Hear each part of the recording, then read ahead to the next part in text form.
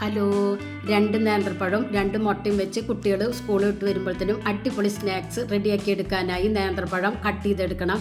അതിന്ന് കുറച്ച് നേന്ത്രപ്പഴം ചെറുതായി കട്ട് ചെയ്തിട്ട് മാറ്റി വെച്ചോളൂ. ബാക്കിയുള്ള നേന്ത്രപ്പഴം മിക്സിയുടെ ജാറിലേക്ക് ഇട്ട് കൊടുക്കണം.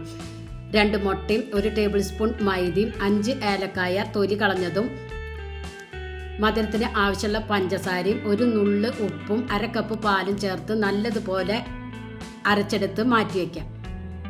ഇനി ചൂടായ പാനിലേക്ക് 1 ടേബിൾ സ്പൂൺ നെയ്യോ ബട്ടറോ ഒഴിച്ചു കൊടുക്കണം. അത് നല്ലതുപോലെ മെൽറ്റായതിനു ശേഷം അണ്ടിപ്പരിപ്പും മുന്തിരി ഒന്ന് ഫ്രൈ ചെയ്തെടുക്കണം. പിന്നെ കട്ട് ചെയ്ത് വെച്ച നേന്ത്രപ്പഴം അതിലേക്ക് ഇട്ട് കൊടുക്കുക.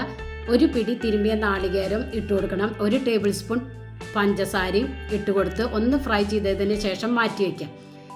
വേറൊരു പാൻ നല്ലതുപോലെ ഒന്ന് ചൂടാക്കിയെടുത്ത് ലോ ഫ്ലെയിമിൽ വെച്ച് കൊടുക്കുക. അതിൻ്റെ മുകളിൽ വേറൊരു പാൻ വെച്ച് കൊടുത്ത് 1 ടീസ്പൂൺ നെയ്യ് ഇട്ട് കൊടുത്ത് ഒന്ന് ചുറ്റിച്ചെടുക്കണം. ഇനി ഇതിലേക്ക് മിക്സിയുടെ ജാറിൽ അരച്ച് വെച്ച ബാറ്റർ പകുതി ഒഴിച്ചു കൊടുക്കണം.